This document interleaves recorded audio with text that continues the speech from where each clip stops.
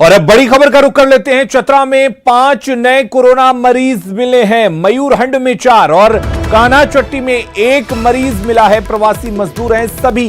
नए corona positive के मामले। क्वारंटीन सेंटर में रह रहे थे सभी मरीज और उनका टेस्ट किया गया, उनकी जांच की गई, जिनमें 5 नए कोरोना पॉजिटिव मरीज पाए गए हैं।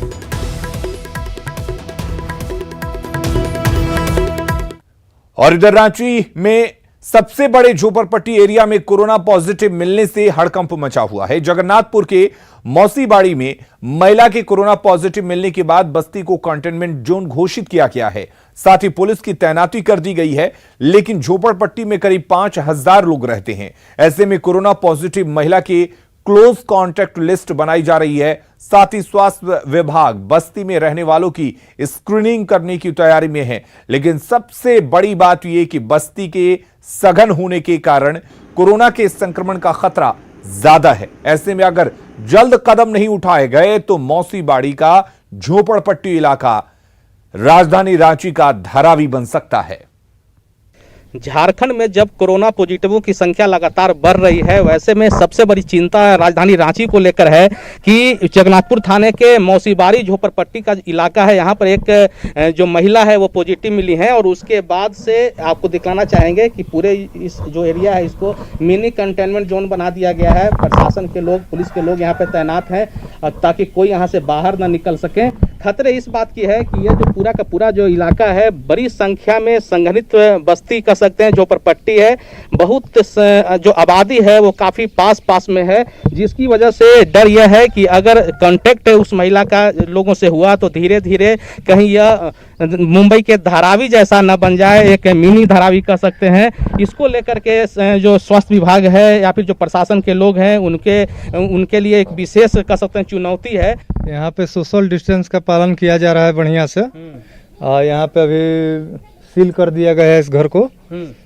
मतलब यहाँ के लोगों को बताया गया है कि सोशल डिस्टेंस का पालन करें। क्या 24 घंटे आप लोग यहाँ पे बिल्कुल रहते हैं, रात में भी? जी, 3 टर्म में हम लोग का ड्यूटी बटा हुआ है, 8 घंटे का। यहाँ पे पूरा ही चौकसी में ड्यूटी किया जा रहा है। एक और जहां पर इस क्षेत्र को जहां पर महिला मिली है वो मिनी कंटेनमेंट जोन बनाया गया है। साथ में प्रशासन के लोग, स्वास्थ्य विभाग के लोग कोशिश कर रहे हैं कि महिला किस किस से मिली थी, उनका कॉन्टैक्ट लिस्ट जानने की कोशिश हो रही है। साथ में सिविल सर्जन ने बताया कि पूरे क्षेत्र में स्क्रीनिंग कराई जाएगी ताकि ये जो क्षेत्र है उसमें कोरोना काबू में रहे, कोरोना ज़्यादा न फैले। जो लेडी पॉजिटिव निकली हैं उनके क्लोज कॉन्टैक्ट्स का हम लोगों ने लिस्ट ले लिया है, प्लस एक एरिया डिमार्केट कर लिया है जिसको कि कंटेनमेंट जोन हम लोगों ने बनाया है।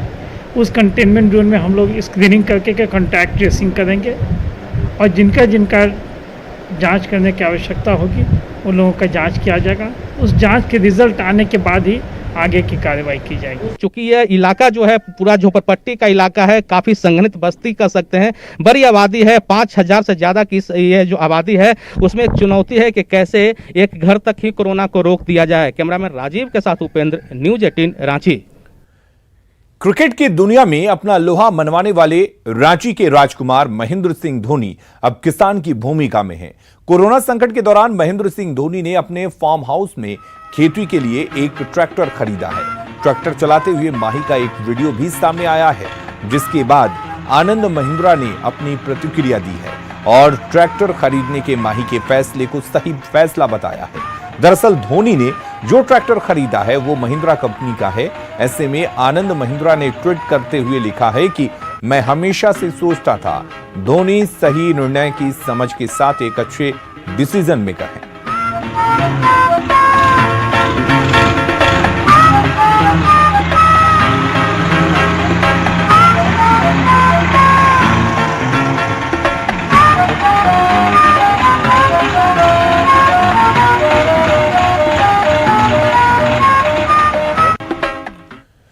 देश के कई राज्यों में आज से धार्मिक स्थल खुल रहे हैं, लेकिन झारखंड में अब तक धार्मिक स्थल खोलने पर फैसला नहीं लिया गया है।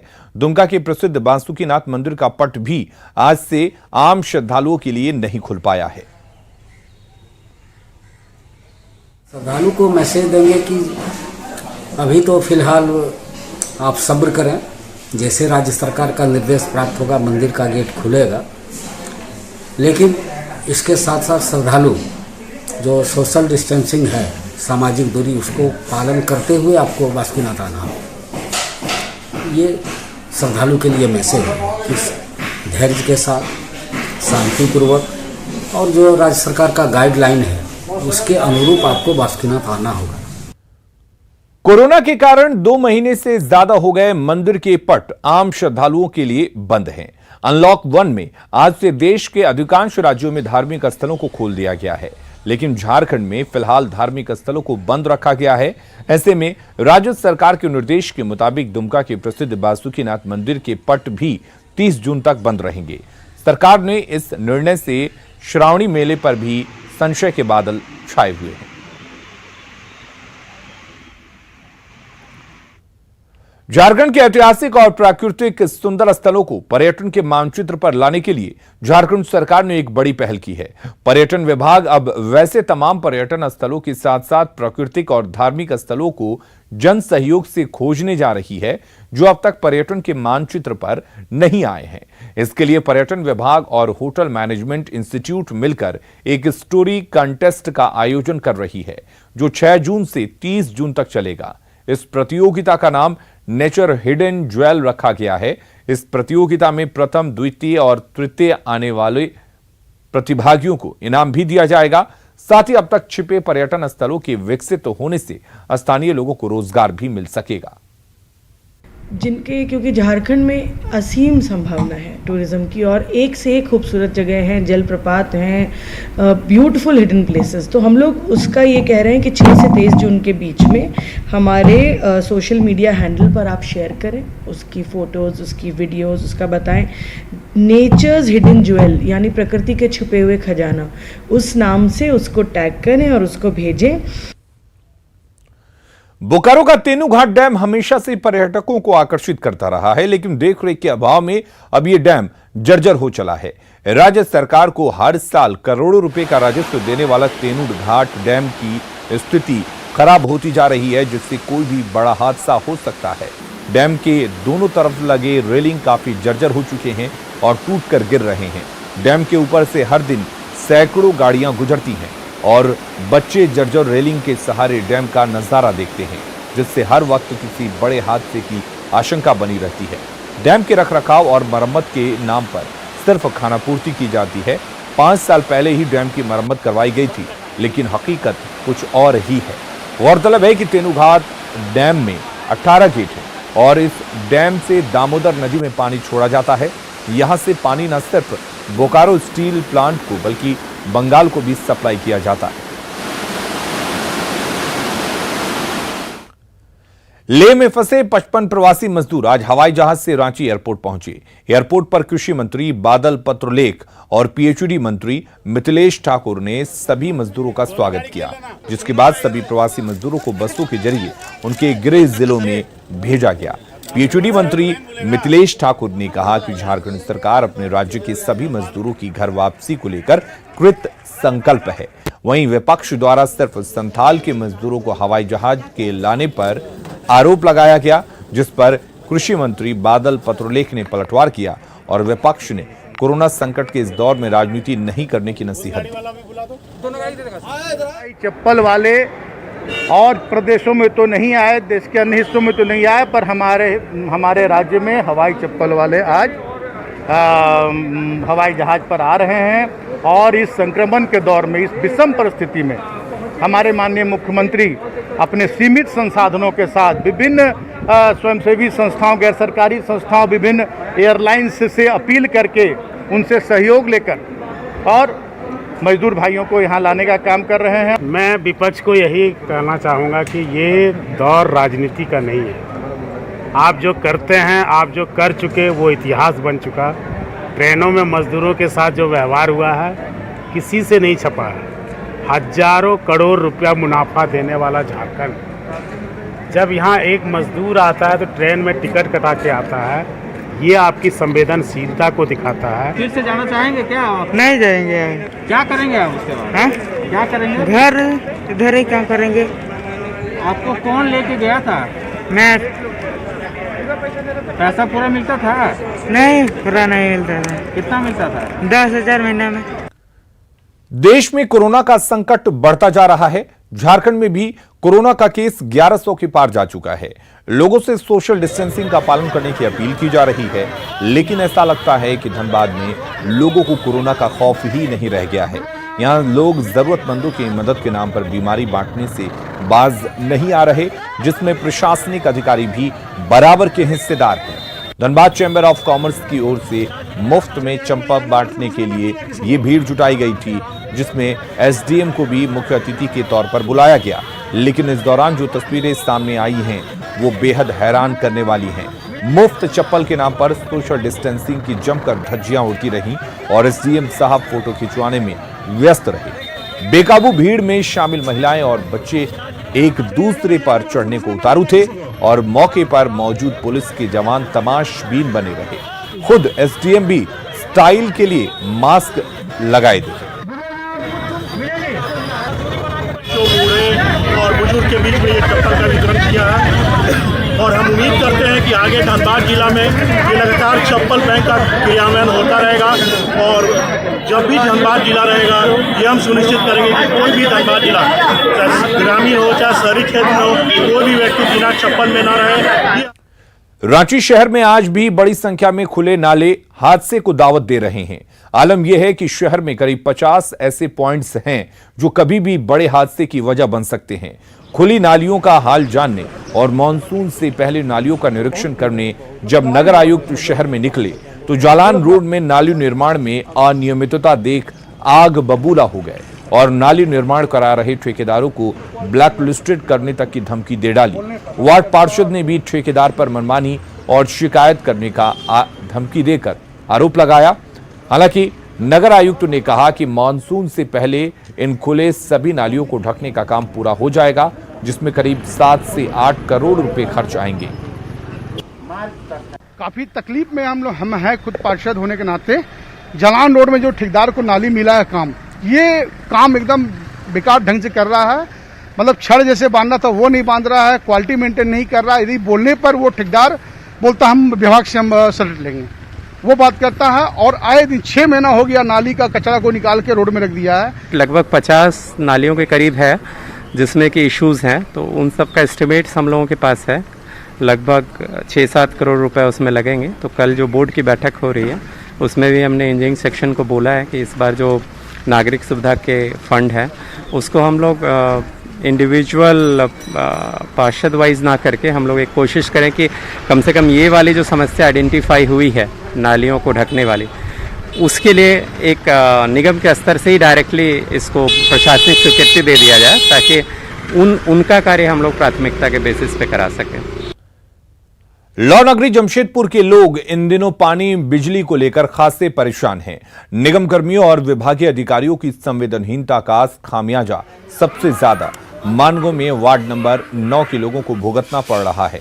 लोगों की शिकायत है कि एक तो यहां बिजली में भारी कटौती की जाती है, ऊपर से अक्सर ट्रांसमिशन लाइन में खराबी और ट्रांसफार्मर खराब होने से बिजली बाधित होती है, जिससे गर्मी के साथ साथ पानी की समस्या आम बात हो गई है। ऊपर से शहर में गंदगी का भी अंबार लगा रहता है, लेकिन शहर की इन समस्याओं को कोई देखने वाला नहीं है। गर्मी आते ही मानगो क्षेत्र में पानी और बिजली की समस्या बड़ी समस्या बन जाती है। और अभी मैं मौजूद हूँ मानगो के 9 नंबर वार्ड में, जहाँ आप देख सकते हैं कि कुछ लोग मौजूद हैं और उन्हीं से जानेंगे कि गर्मी के दिनों में क्या कुछ समस्याएं आती है और मानगो 9 नंबर वार्ड में क्या कुछ बड़ी समस्या है। देखिए, सबसे पहले तो यहाँ पे बिजली की बहुत बड़ी समस्या है। आए दिन हम लोग देख रहे हैं कि बिजली में बहुत भारी कटौती हो रही है और बिजली का जो संबंध है वो कहीं ना कहीं यहाँ के मोटर से जुड़ा हुआ रहता है। बहुत सारी प्राइवेट कॉलोनियाँ हैं जहाँ की मोटर जो है वो बिजली से ही चलती है। तो अगर खाली बिजली बाधित हो जाए तो उससे मोटर बाधित होता है, जिससे कि पूरा पानी का जो व्यवस्था है कॉलोनियों में वो बाधित हो जाता है। उसके बाद आप देखेंगे गंदगी जो है वो अभी उठने में दिक्कत हो रही है, तो उसको भी देखना होगा। और आने वाले दिन में बरसात आने वाला है, तो नालों की सफाई भी इसको नगर निगम को तुरंत अविलंब करनी चाहिए, नहीं तो ये फिर नाले भरेंगे और यहाँ पर बाढ़ की स्थिति जो है उत्पन्न होगी। चल रहा है कि यहाँ पाइप फटी है, वहाँ पाइप फटी है, और रिपेयरिंग के लिए तो कान में तेल डाल के अधिकारी सोए हैं। तुरंत होने की जगह 4 दिन, मान लीजिए 4 दिन के बाद 4 दिन में आदमी को कितनी कठिनाइयाँ करना पड़ रहा है। साफ सुथरा थोड़ा सफाई उफाई होना चाहिए, बिजली हर टाइम रहना चाहिए पानी होने की। और साफ तौर पर लोगों का अपील है कि जिला प्रशासन हो या नगर निगम का अधिकारी हो, उनकी आंख खुले और जल्द ही समस्याओं का बरसात से पहले निजात देना जरूरी है। न्यूज़ 18 के लिए जमशेदपुर से आशीष कुमार तिवारी। बोकारो के चास नगर निगम के वार्ड नंबर 1 में सड़क पानी को लेकर लोग परेशान हैं। लोगों का कहना है कि 25 सालों से इस सड़क का जीर्णोद्धार नहीं हुआ। वहीं इलाके में पानी की समस्या भी बड़ी है। जायजा लिया संवाददाता ज्ञानेंदु ने। इस वक्त चास के वार्ड नंबर 1 में खड़े हैं और यहाँ पर जो समस्याएं काफ़ी है, चास नगर निगम बनने के बाद लोगों की काफ़ी उम्मीदें थी कि सड़क बनेगी, पानी की समस्या दूर होगी, लेकिन ये समस्या आज भी कायम है। पानी का समस्या बहुत गंभीर समस्या है, जो यहाँ पास जो है वैसा नगर निगम द्वारा नहीं दिया गया है। एक चापानल है, उसमें 50 घर 100 घर काम चलाता है, जिसके वजह से जो आपस में कभी कभी मारपीट भी हो जाता है। दूसरी है कि अब मस्जिद के बगल में एक तालाब है जो नहायत ही बहुत ही प्रदूषण करने वाला और गंदा जमा होने वाला पानी जमा होता है, इसका निवारण होना चाहिए। दूसरी है कि सड़क का समस्या आपका सामने ही है, आप खड़े भी हैं। आज तक जो है 25 साल हो गया है, न सड़क का कोई निर्माण हुआ है, न कुछ को उसको दोबारा रिपेयरिंग किया गया। पानी का क्या स्थिति है? पानी का भी स्थिति दयनीय है। मतलब आपको लगा था कि निगम बनने के बाद कुछ उम्मीद होगा? हाँ, नहीं वैसा कुछ नहीं। तराई हो चुका है, बहुत दूर लगभग 5 किलो 10 किलोमीटर आदमी जाता है, साइकिल से, ठेला से, गाड़ी से, और ढो के किसी तरह। न्यूज़ 18 ने ये पड़ताल करने का प्रयास किया है कि जो वार्ड 1 है उसमें किस तरह की समस्याएं लोगों के सामने आ रही है। ज्ञानेंदु जयपुरिया, न्यूज़ 18 बोकारो। कोरोना ने प्रदेश में काम धंधा छीना तो लोग जान बचाने के लिए अपने गांव में आ गए, लेकिन यहां पर भी सबसे ज्यादा रोजी रोजगार की चिंता थी। ऐसे में प्रवासी श्रमिकों के लिए मनरेगा एक वरदान साबित हो रही है, जिसमें बड़ी संख्या में लोगों को सरकार रोजगार दे रही है। सिमडेगा में लॉकडाउन के दौरान 3000 श्रमिकों का जॉब कार्ड बन चुका है, जबकि जिले में 13,000 से अधिक श्रमिक बाहर से लौटे हैं। ऐसे में मनरेगा पदाधिकारियों की रणनीति है कि जैसे जैसे लोग होम क्वारंटीन और क्वारंटीन सेंटर से बाहर आएंगे, उन्हें रोजगार उपलब्ध कराया जाएगा। तो कोई दिक्कत नहीं है मेरा। पैसा मिलेगा? पैसा मिलेगा। कितना मिलेगा? 194। आप काम कर रहे हैं? हाँ, काम कर रहे हैं। हम लोगों ने अभी तक 3000 लोगों को जो है जॉब कार्ड बना करके दे दिया है, और साथ में हम लोगों ने उनको काम भी उपलब्ध करा दिया है। बाकी लोग जो है वो होम क्वारंटाइन और पर्सनल क्वारंटाइन में जहाँ काम है वो लोग अभी रख रहे हैं, तो क्वारंटाइन अवधि से समाप्त होने का हम लोग इंतजार कर रहे हैं। जैसे ही समाप्त होता है उन लोगों को मनरेगा में हम लोग जोड़ेंगे और उनको काम देंगे। धनबाद के कोलियरी में स्थानीय लोगों को नियोजन की मांग को लेकर ग्रामीणों ने उत्पादन ठप करा दिया। झरिया के भौरा बीसीसीएल एएसपी कोलियरी में ग्रामीण स्थानीय लोगों को तरजीह देने की मांग कर रहे हैं और कोयले का उत्पादन ठप करा दिया। साथ ही लोगों की शिकायत है कि खदान में हेवी ब्लास्टिंग से आसपास के घरों को भी नुकसान पहुंच सकता है, लिहाजा इस पर रोक लगाई जाए। प्रदर्शन के दौरान समझाने आए प्रबंधन के लोगों के साथ आंदोलनकारियों की बहस भी हुई। हालांकि उनकी मांगों पर उचित कार्रवाई का आश्वासन मिलने के बाद ग्रामीण पीछे हटने को तैयार हुए। ग्रामीणों का कहना है कि जब तक उनकी मांगें पूरी नहीं होंगी, आंदोलन जारी रहेगा।